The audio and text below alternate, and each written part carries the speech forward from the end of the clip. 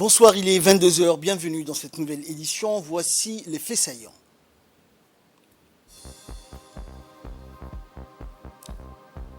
Le président de la République a reçu le Premier ministre somalien aujourd'hui au Palais de la République.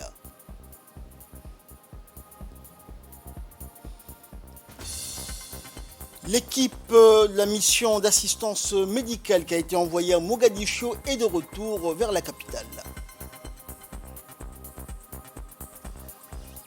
Et actualité régionale en Ouganda, la peur gagne du terrain à cause du virus Ebola.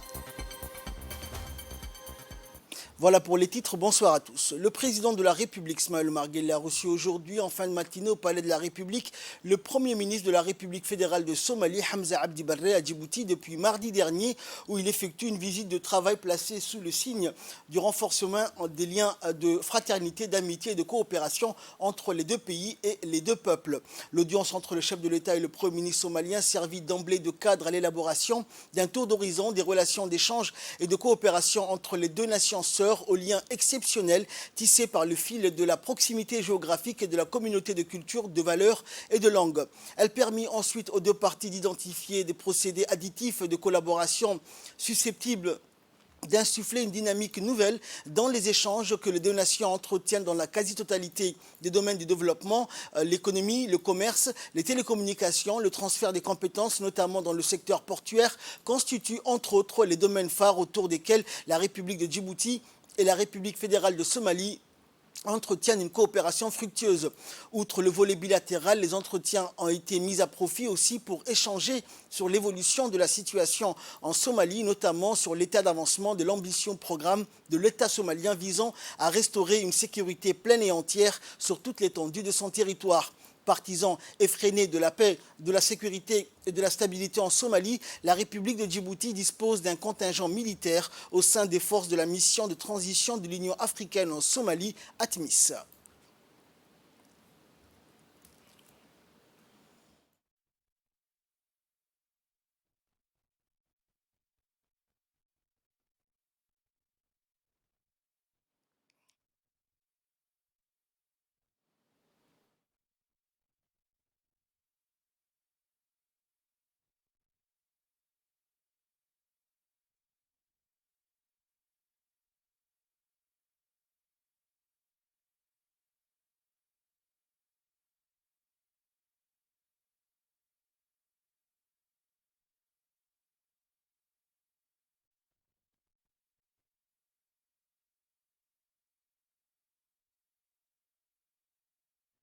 Et à l'issue de sa rencontre avec le chef de l'État, le Premier ministre somalien s'est exprimé au micro de notre équipe de reportage et a expliqué que cette visite de travail faisait suite à l'invitation du Premier ministre djiboutien. Il a ensuite rappelé que l'objectif de cette visite était de renforcer davantage les liens fraternels existants entre les deux pays. Le Premier ministre somalien a conclu ses propos en remerciant le président de la République, Ismaël Omar Guelleh, qu'il a accueilli donc au palais présidentiel. Cette visite servit, a-t-il indiqué, de cadre à l'élaboration d'un tour d'horizon des relations d'échange et de coopération entre les deux nations sœurs, aux liens exceptionnels tissés par le fil de la proximité et de la communauté de culture, de valeurs et de langues.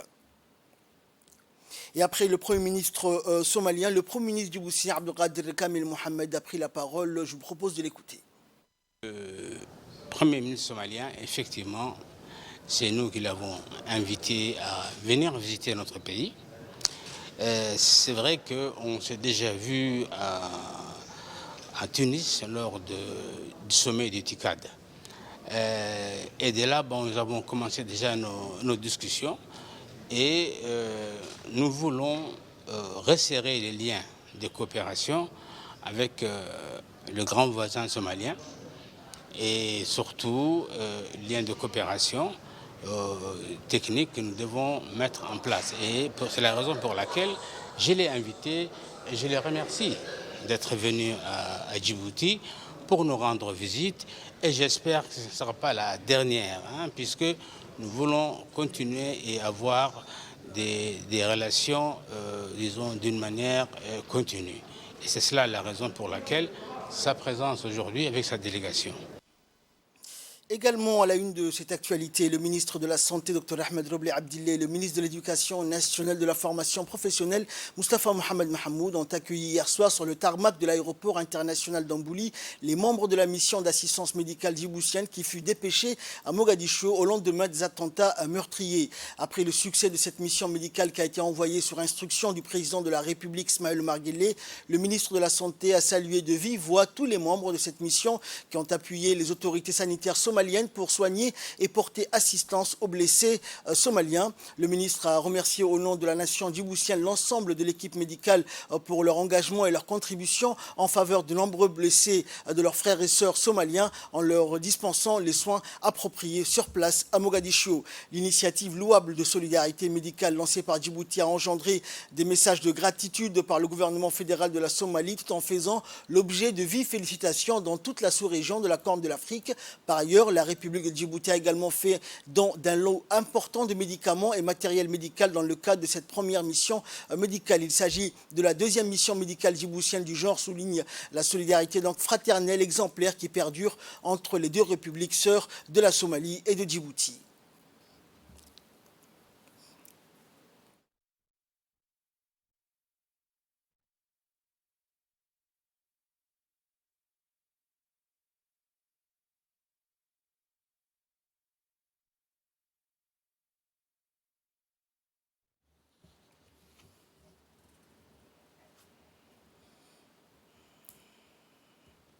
Et dans un mot prononcé à l'endroit donc de la mission des membres qui composaient la mission médicale djiboutienne, le ministre de la Santé, Dr Ahmed Roblé, a salué et manifesté toute la gratitude et la reconnaissance de la nation pour tout ce que donc ces médecins et chirurgiens et paramédicaux avaient fait donc au nom de la République de Djibouti. Vous vous êtes porté volontiers à aider vos frères et sœurs somaliens, a-t-il indiqué, avec acharnement, dévouement et une certaine exemplarité et professionnalisme. Vous avez donc achevé avec brio votre mission à Mogadiscio. Vous êtes un groupe multidisciplinaire, a poursuivi le ministre, issu du ministère de la Santé, mais aussi de la CNSS, de l'Armée nationale, de la Police nationale, pour former un seul corps afin de porter assistance à vos frères somaliens.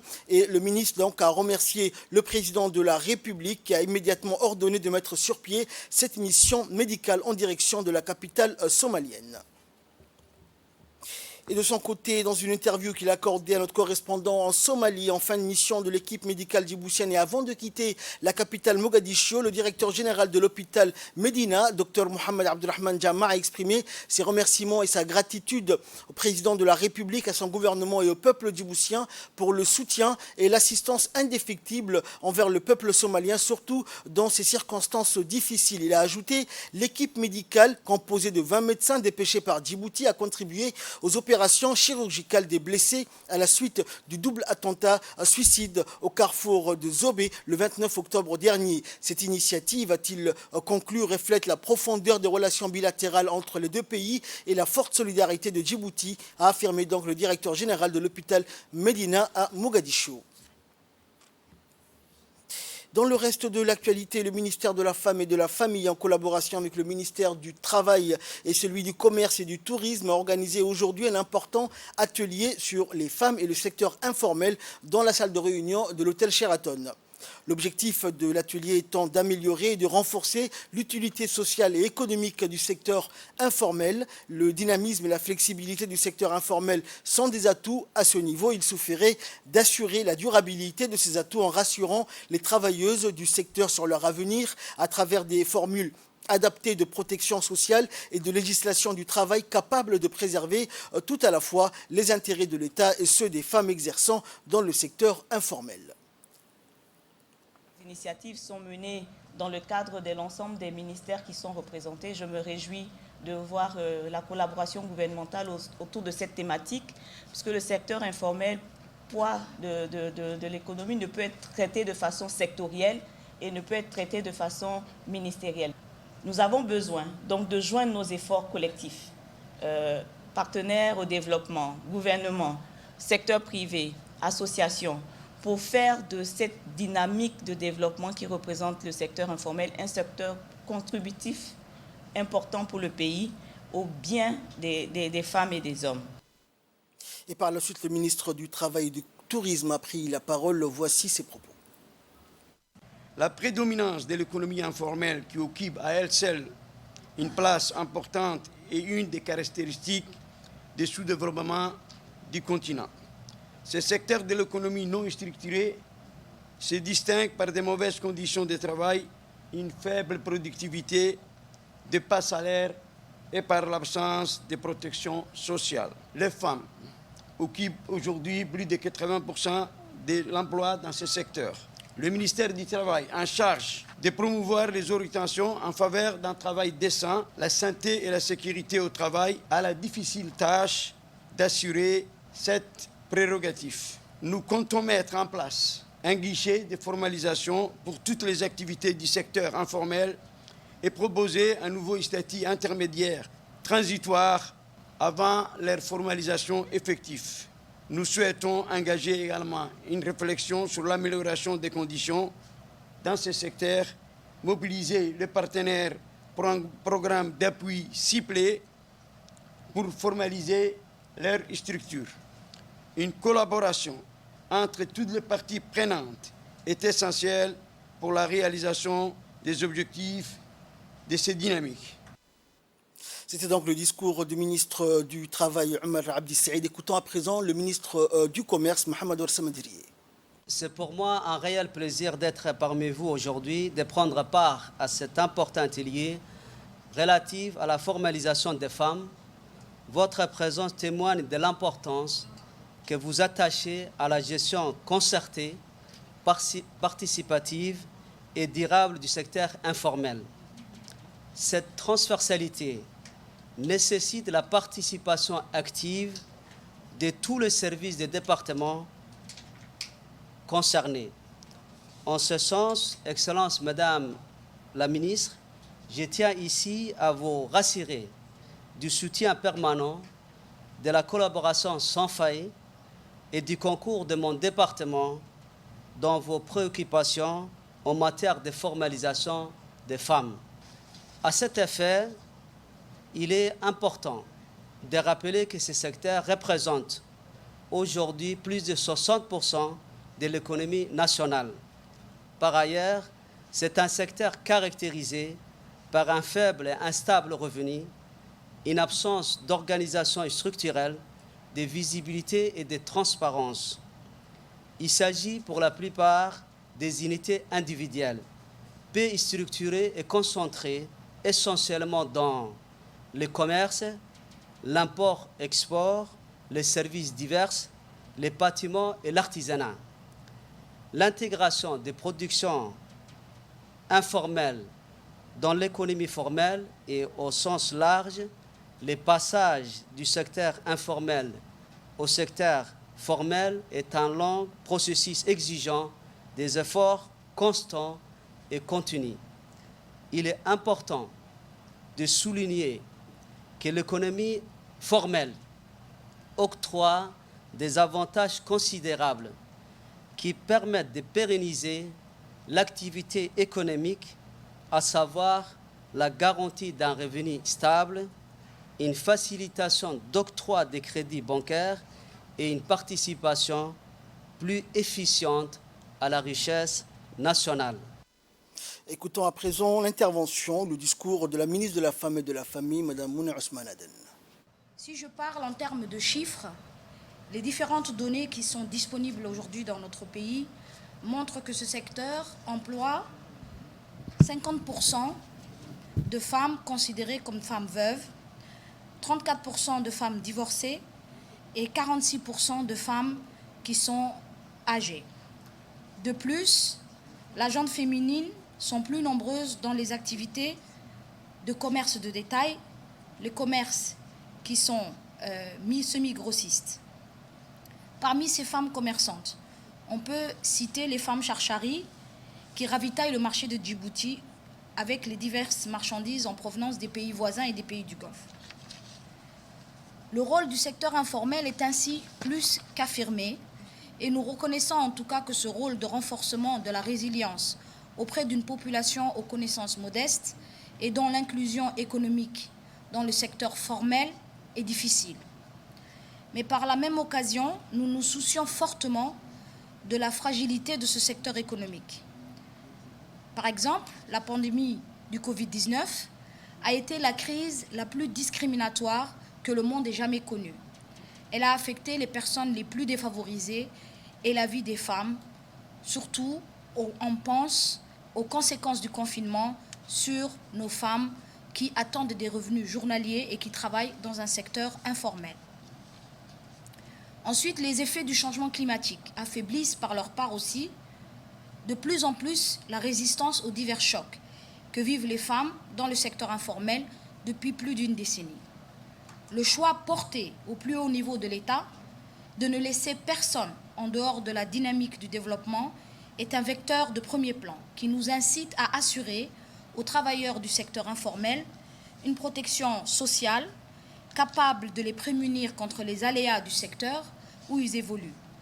Et ce n'est que rendre justice à des femmes que de les accompagner dans la création et l'exercice de leur activité. Sous l'égide du ministère de la Jeunesse et de la Culture, l'antenne des jeunes entrepreneurs de la région d'Ali Sabi, affiliée au Club des jeunes entrepreneurs djiboutiens avec l'appui de la préfecture et de l'instance régionale de la décentralisation, a eu lieu donc la 4e édition de la foire régionale d'Ali Sabi ce matin. Une exposition de produits inédits et inspirants. L'événement s'inscrit dans le cadre de la Semaine mondiale de l'entrepreneuriat que le Club des jeunes entrepreneurs djiboutiens et particulièrement son antenne Assad Diog, en étroite collaboration avec le Centre de leadership et de l'entrepreneuriat, a organisé la mise en œuvre de cette fête foraine et populaire dans la ville d'Ali Sabieh. La cérémonie de lancement de cette 4e édition de cette foire régionale, qui s'avère encore une fois être une occasion en or pour une jeunesse pleine de talent et de créativité, a été officiellement inaugurée par le préfet de la région, Moussa Adan Migane, accompagné du ministre du budget, Ismail Ibrahim Roublé, ministre de la région, ainsi que du ministre de l'Éducation nationale, Mustafa Mohamed Mahamoud, de la ministre de la Jeunesse et de la Culture, Dr Hibo Moumin Assoué, et du président du conseil régional d'Ali Sabieh, Sharmaki Hassan. Cette foire populaire d'Ali Sabieh a réuni de nombreux jeunes créatifs, des femmes spécialistes de la fabrication de multiples objets d'artisanat et de l'agriculture. Ils provenaient donc du chef-lieu et de toutes les localités rurales de la région. La nouveauté cette année, des entrepreneuriats donc en provenance de l'Éthiopie à Aïcha'a et de la Somaliland ont pris part à cette foire cette année. Cette 4e foire a enthousiasmé les habitants d'Ali Sabieh qui sont venus nombreux. Elle a démontré le degré impressionnant de créativité de leurs fils et filles. Les visiteurs de toutes les catégories sociales et de tous les âges ont tâtonné, goûté et admiré tous les produits présentés dans les différents stands de cette exposition commerciale.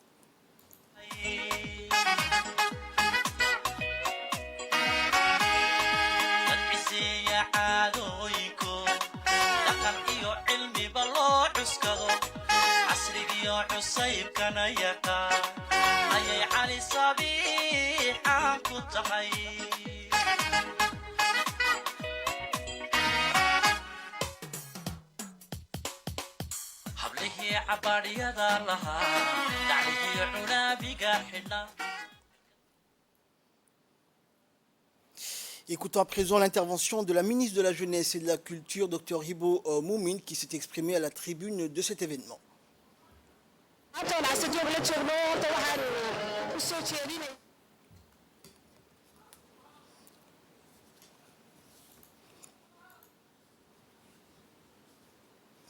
Dans l'actualité également, dans le cadre de la politique d'éducation inclusive, le ministère de l'Éducation nationale et de la formation professionnelle a initié un programme d'éducation accélérée au profit des jeunes non scolarisés ou déscolarisés. C'est ainsi que le 6 novembre dernier a eu lieu la rentrée des classes des jeunes de 9 à 16 ans ayant quitté les bancs de la classe très tôt ou n'ayant jamais été scolarisés. Ces derniers bénéficieront d'un programme d'éducation accélérée dans les établissements scolaires désignés à cet effet. Les jeunes qui se sont inscrits en masse ont fait leur toute première rentrée et ont été accueillis par les directeurs d'école et les enseignants formés au préalable pour cette occasion. À l'issue d'un test de niveau, 3 catégories d'apprenants sont identifiées. Niveau 1 est destiné aux apprenants qui n'ont jamais été scolarisés auparavant.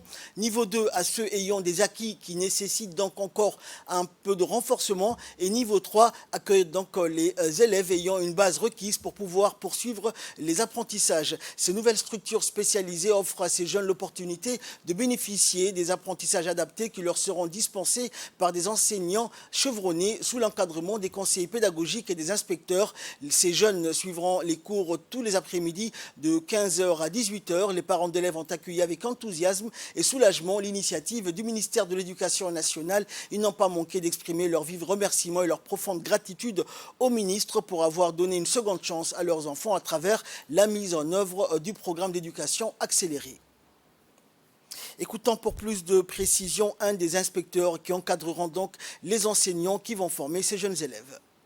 Vous savez, le programme, c'est une école de seconde chance. On essaie, le ministère de l'Éducation nationale, le MENFOP, a lancé vraiment un grand appel pour faire appel, créer, comment dirais-je, ce programme-là.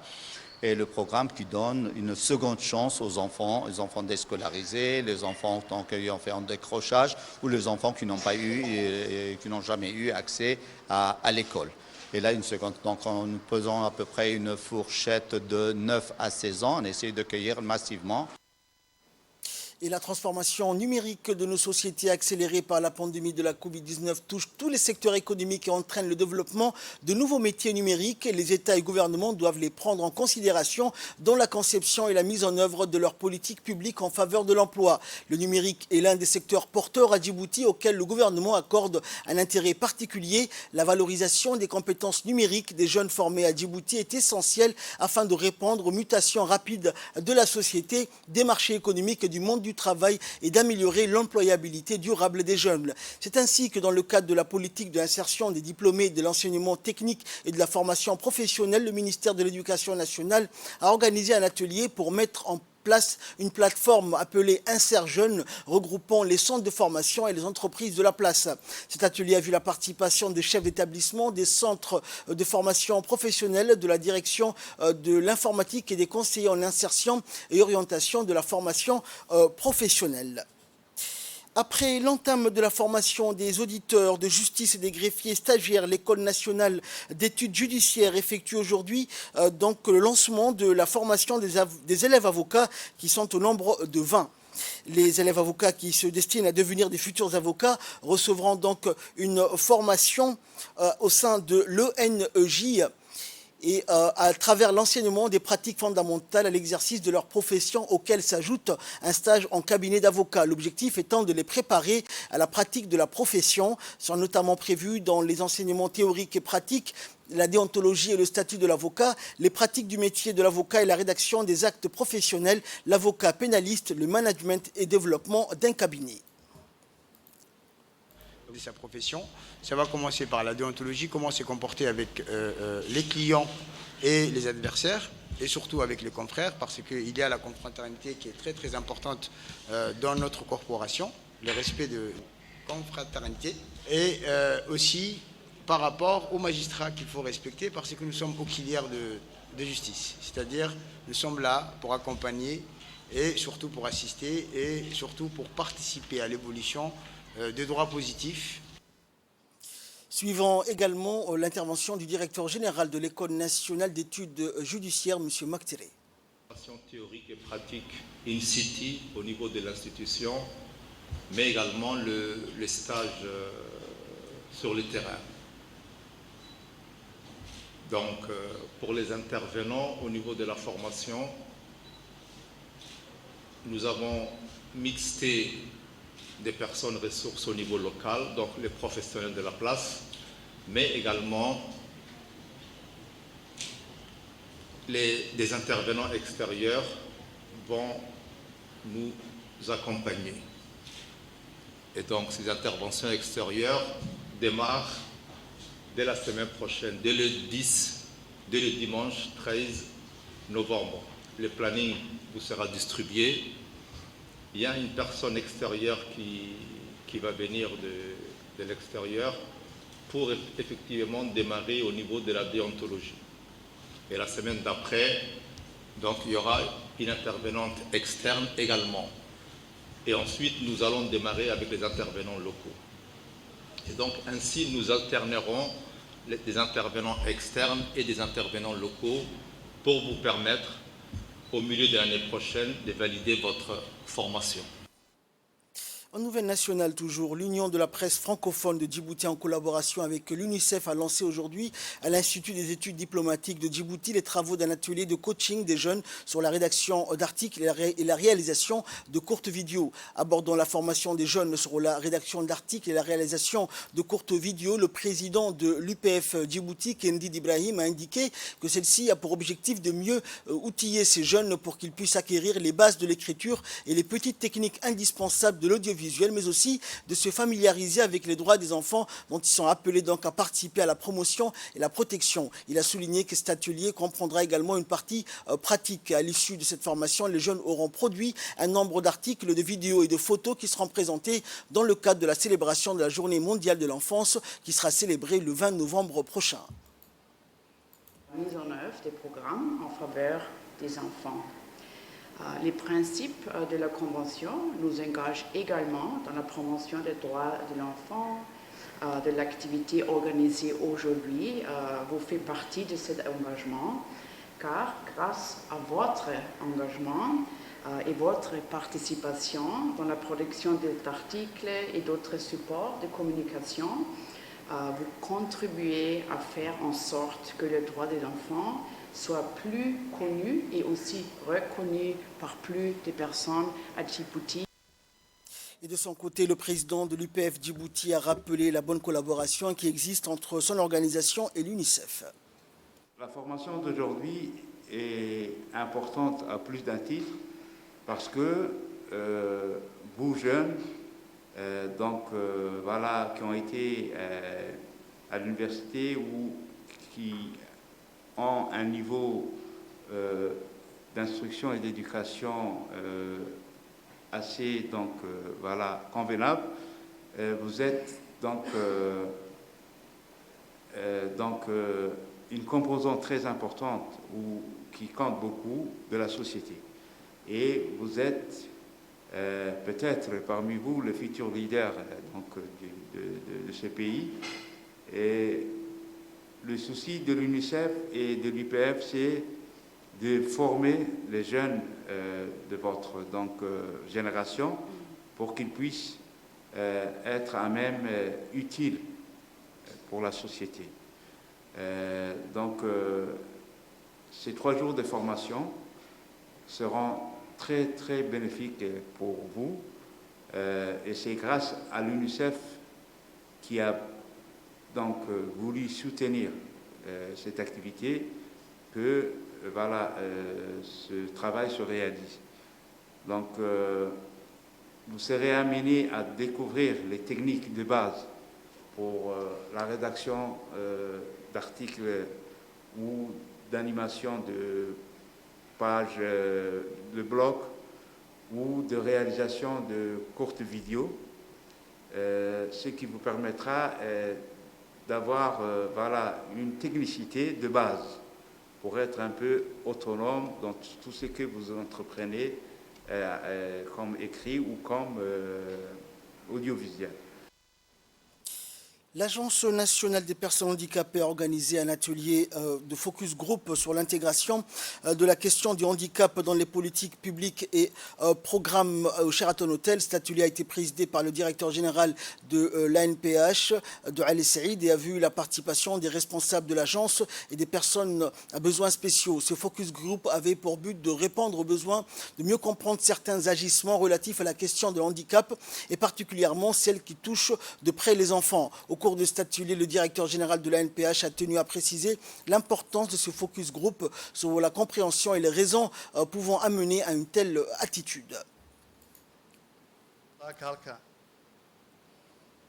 Et direction la ville de l'Unité pour clore l'actualité nationale dans le cadre de l'organisation des cérémonies d'inauguration d'un nouveau pavillon du marché de Dikil. Le président du conseil régional de Dikil, Mahad Hussein, en présence du préfet de Dikil, a accueilli donc dans son bureau une importante délégation composée du chef de la coopération de la délégation de l'Union européenne, de l'ambassadrice de France à Djibouti, du cabinet de l'expertise France, du secrétaire général du ministère délégué à la décentralisation ainsi que du conseiller technique technique.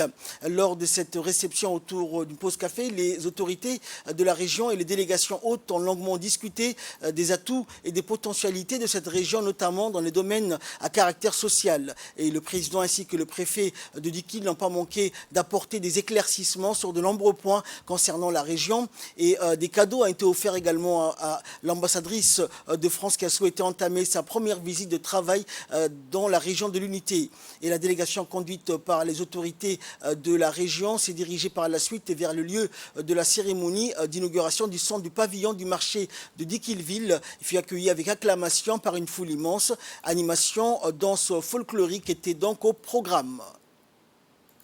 France, avec Expertise France et avec la délégation de l'Union européenne, nous sommes fiers d'être aux côtés du président de région, des députés, du préfet qui croient à la décentralisation.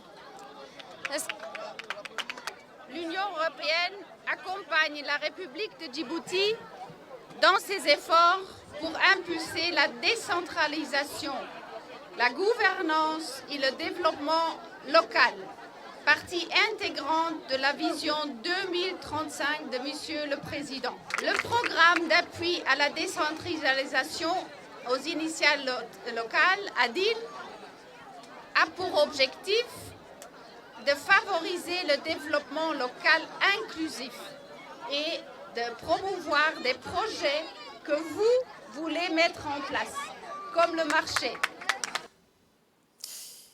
Et les autorités de la région de Dikil s'étant également prononcées donc lors de cette importante cérémonie.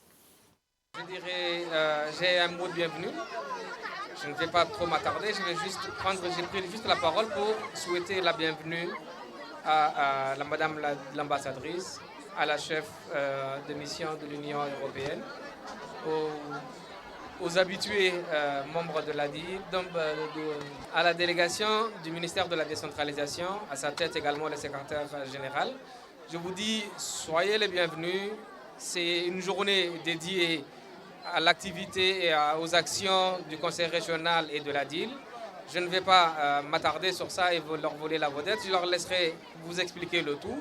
Je vous dis juste, soyez les bienvenus. Je dis, j'encourage seulement ADIL à poursuivre ses actions dans la région et dans la ville. Je vous dis mes bravo, mes félicitations et tous mes encouragements. Salam alaikum wa rahmatullah. Et enfin, le secrétaire général du ministère délégué à la décentralisation est revenu sur l'importance de ce programme. J'aimerais avant toute chose profiter de cette occasion pour exprimer au nom du ministère délégué chargé de la décentralisation ma gratitude et mes vifs remerciements à l'Union européenne pour sa contribution au processus de la décentralisation, notamment à travers le programme ADIL.